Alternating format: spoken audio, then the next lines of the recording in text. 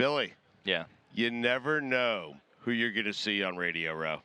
McLovin's here. It's exciting. I know. Very exciting. How are you, man? I'm great. I mean, I feel like we have a bond that goes way back because we have nicknames that have stuck. Yes. For a long, long time. Yes. Yeah. Yours is better than mine, though, I feel like. Here's the problem with mine. I can never be the most famous McLovin because everyone loves the movie Superbad.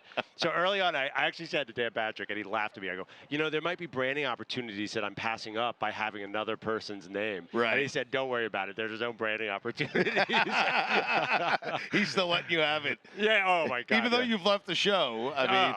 I just saw him an hour ago. Where is he? They're in Scottsdale at this amazing set at the Giants preseason facility. I mean, and I said to Dan, I'm like, are you going to come to Media Row? And he's like, there's probably not a place on earth I'd rather be than Radio Row.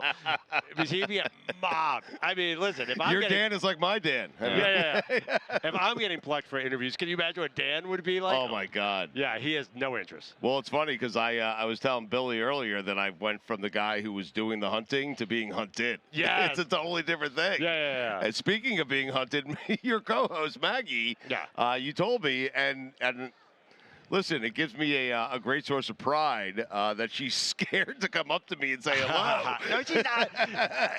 I don't know. She's like, there's obviously a lot of important media people here, and she's not mentioned one of them. She goes, I want to say hi to Stugotz. I figured you guys knew each other. Never met her. I've never met you. Have we not met? I don't think we so. have. I don't think we have. But No. I feel like we have because we've done many show crossovers. Yes. More Dan and Dan. I met Dan. Came to the set one time in Super Bowl. Right. And he had like 6 minutes. Mm-hmm. And he kind of big timed us all. But, right. Except for Dan I just Patrick. did it to Tony Bruno, by the way. Yeah. And Dana White. Right. Yeah. And Dana White. So wait, Dan lebatard would not come to something like this? Dan, so here, let me give you an example of what lebatard's all about. When the Super Bowl came to Miami, Dan went to New Orleans. Yeah. Am I lying, Bill? No, not the last one. The last one he did from his studio, but didn't go to Radio Row. But he did fly to cover were the Saints even playing in that game? The Saints were playing in the Super Bowl. Dan wanted Miami. to see New Orleans' reaction to them winning a Super Bowl. Oh, okay. So, or at least that's how he couched it. That's how he got them to pay for a trip to New Orleans. Yeah. Oh, my God. Right, so you can see their reaction rather than cover the game that's in his city that he loves so much. Yeah. Well, we have weird Dans, you and I. We have weird Dans. Yeah. The funny thing about my experience at Radio Row is, and I don't know if you can relate to this, I'm definitely at the point in my life where I'm forgetting names. Oh, no doubt. Yeah. Yes. Like, people are so excited to see me, and I don't have the slightest idea who they are. What do you use? Like, what do you say in those spots? Oh, hey, Bud. Oh, it's so good to see you. Is Bud your go-to, though? Bud is my go-to. My former coworker, Paul Paps, would do Commander. Hey, Commander. That's weird. No, I think it was doing But that's Paulie. Quasi-insult. Right. Yeah. Hey, Commander. I was Commander when I first met him. Hey, Commander or Chief, what's your go-to? What do you guys do? I love Paulie. Yeah, he's the best. Well, what I've always loved, and we'll talk about your new show here in a minute, and you're a big Eagles fan. What I've always loved is, Billy and I were just talking about this, the Dan Patrick show does Super Bowl right. Yeah. They're never on Radio Row. Never. They've always got a great setup, like 45 minutes from Radio Row. Yeah. And it's like, it's inspiring. And I think lebatard would come to more Super Bowls if we were able to pull something like that off, but we haven't been able to because we're a marching band to nowhere. So well, Dan, this year I was just out of this thing. It's a baseball stadium in Scottsdale. It's gorgeous, and he's got his own team of barbecue experts on the side of the thing. That it's crazy. Right. So. And it's amazing. I still don't know how he pulls it off. He's just like, we'd start come around in September. We'd be like, hey, so what's the Super Bowl plan? He's like, I got it. He's got something figured out. September. Just make a note. September. No, start planning the Super Bowl. If anyone in our company is listening, September is when you start planning for the Super Bowl. Okay. Oh yeah. I mean, don't you have to get everything sponsored? Well, of course. Well, no, DraftKings. I mean. Oh, okay. Yeah. Yeah. No, that's why it's September, but still. Yeah. I mean, the Super Bowl for the Danettes was a huge deal because that's the first time we were ever recognized by anybody. It's cool, right? Yeah. I mean, especially if it's in a town where your show is syndicated, then it was like we were celebrities. It was amazing. Right. It's the first time in my life I've ever been recognized with the Dan Patrick Show. I was at SI for a long time. Nobody had any idea who I was. Right. Well, why would they? No, I know. I know. Yeah. I don't know. I'm a nice guy. I don't know. You're right. Why would they? You're a wonderful guy, but I am wondering here. So, like, you took a big leap. Yeah. Like, you were, because you guys became such a massive part, and the guys that are there still are a massive part of what it is that Dan does every day, much like our crew. Yeah. And I kind of love that dynamic. But you recently took a huge leap by leaving that show and starting your own show. And so, what went into that decision? So, because it had to be hard. I know that's a hard decision, right?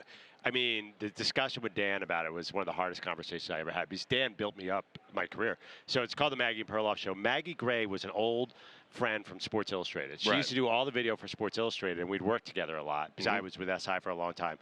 And she was on WFAN in New York. You know that station. Yep. And she wanted to go national, and she needed a co-host. And she called me. She's like, "Is there any chance it can work out?" Really, one of the big things is I had to drive from, and you'll know this commute. I had to drive from Brooklyn to Milford, Connecticut every day. Oof. So lifestyle-wise, I needed a change. Traffic got terrible after the pandemic. So it was really a lifestyle thing and the opportunity to do a new thing.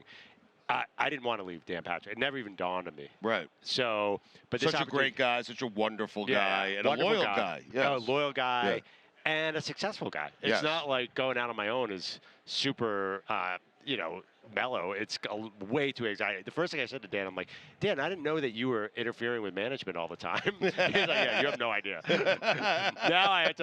Now I hear about numbers and things that I don't want to hear about. Right. Yeah. So. It was a lifestyle and an opportunity to grow, and it's been awesome. It's been a year. That's interesting because when you're producing a show, right, you don't deal with some of those, the conversations Patrick was having about ratings, about audience, about pleasing the advertisers. Oh, yeah. You weren't really privy to them. It didn't really matter to you, and now it means everything to you. Yeah, absolutely. And Dan's an expert at that, too. Right. The way, and I don't know if your Dan is like this, get Dan in front of a client, and it's ball game over. Oh, He's no, amazing at that. No. For us, it's get me in front of the client. Oh, you're This is the closer. Yeah. Oh, really? Lebatard makes it awkward. I mean, DP's good at this. But, he did always bring us for comic relief at those meetings. So. I bring Lebatard. Yeah. Now it's just me and Maggie. We have two producers, but we haven't really gotten the it's a big thing. We haven't really gotten the Danette family vibe yet. Right. It takes a while. I think it's a trend in sports. I've talked to a lot of people about this. Having more voices on a show helped. I was talking to my buddy Big Cat at Part of My Take, and he's trying to get all the voices in on his podcast. Mm-hmm. I think I don't know who started it. Was it my Dan, your Dan, Howard Stern? I think it was Howard. Yeah. Just using all the parts, using them correctly, putting them in places where they can succeed and fail, but the failure's funny. Yeah. But you have to have people who are willing to, be made fun of. Mm-hmm. When Howard or DP or Lebatard wants to, and I've always been good with that. I've never taken myself too seriously. You guys don't take yourselves too seriously. That's part of the gig. Like when the industry is so strange, and there are a handful of great shows that when you're attached to one, and that's why I'm thinking that decision for you to leave was a really hard decision for you. When you're a part of one, you don't want to leave it because you know how hard it is to create it. Yes. And then you have to go create it on your own. It's a whole different set of challenges. Absolutely. Right? And it's going to take you time, man. It's going to take time. Yep. Dan Patrick and Dan Lebatard had the ESPN ramp up. ESPN opens a lot of doors. Yes. Gives you a big audience. Mm-hmm. We don't really have that. We're at CBS Sports Radio, but it's been great. And, it doesn't matter, in my opinion, it doesn't matter how big your show is. If you're getting some fan reaction and audience reaction and getting a little community, then it feels really good. It feels really big. And we have some loyal listeners who make it feel like it's big enough. I'm fine with that. It doesn't have to be the Dan Patrick Show. Sure. It will grow, though. Yeah. And adding more do you use your producers? Yeah. You have to. Yeah. Yeah. My producer is nicknamed Big Mike, and I hadn't met him before we started, so I'm like, oh, this is going to be intimidating. I don't want a guy who's taller than me. He's 5'2". Right. It was a sarcastic Big Mike. He's smaller than me. Yeah. And he's a Jets fan, so there's just a lot of comedic fodder there. What was the advice Dan gave you upon leaving? Did he?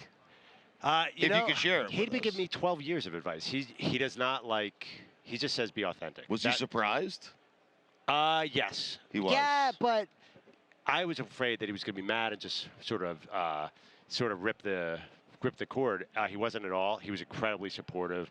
He was like, anything I can do to help, like immediately. He was surprised, but then he's probably thinking like, when the fuck is Paulie going to leave already? Jesus. I know. Well, but Dan actually immediately went to his to-do list. He's like, all right. He's like, yeah, and I was like teary-eyed and emotional. And he's like, okay, so let's go over what you do for the show, and we'll do a to-do list because I got to replace you by next month. Immediately, I'm like, dude, the body's not even cold, and he's like, but that's how he thinks. He immediately went into a long to-do list, but it's been great. I see those guys a lot, and the relationship's awesome. You guys took out Nick Sirianni's kids the other day, huh?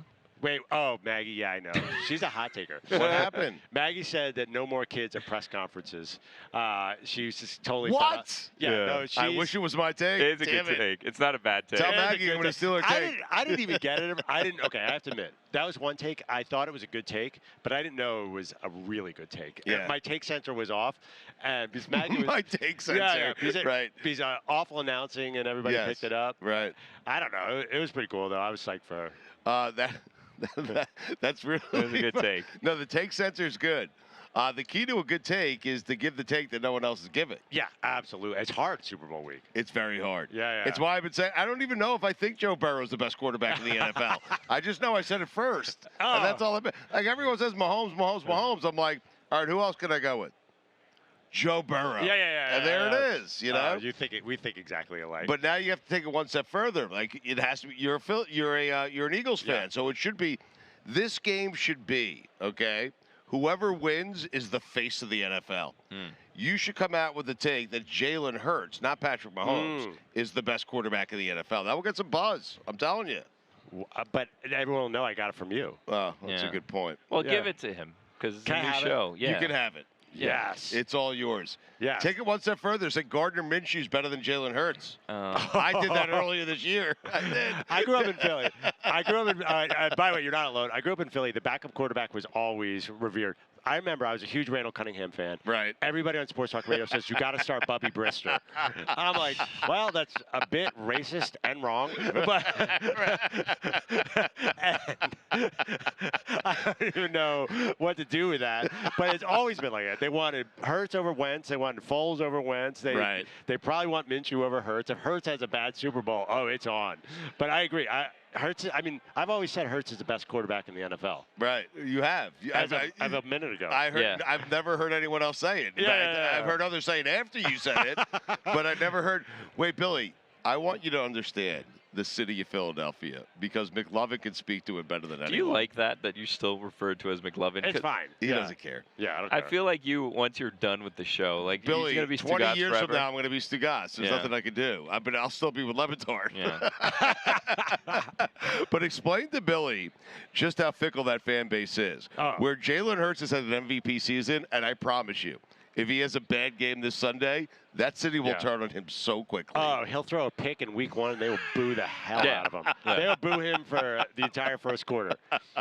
I mean, obviously, everyone says they booed Santa Claus. I don't care about that. They booed Mike Schmidt a lot. Yes. Mike Schmidt. Michael Jack Schmidt. The greatest player they've ever had. Yes. They didn't boo Dr. J. Ever? That's never. That's a bridge too far. Because he didn't win a title for a while until they got Moses. He's Dr. J, though. He was exempt from the Philly nastiness. Right. Yeah. But they will turn on Jalen that quickly. If he has a bad, no, I'm saying if he has a bad game this Sunday. Yeah, and they lose, yes.